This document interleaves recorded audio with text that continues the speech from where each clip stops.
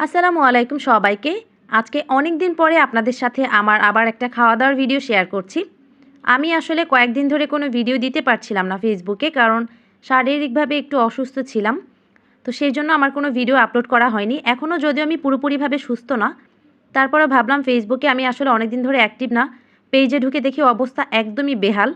এই অবস্থা থেকে আমার আসলে ফেসবুকে আবার ঠিকঠাক পজিশনে আসার জন্য অন্তত ৩-৪ মাস লেগেই যাবে।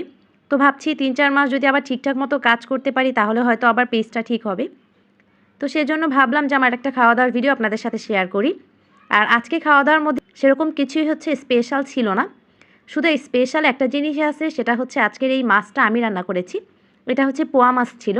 এই রান্নার ভিডিওটা আমি অন্য একটা ভিডিওর মধ্যে শেয়ার করব।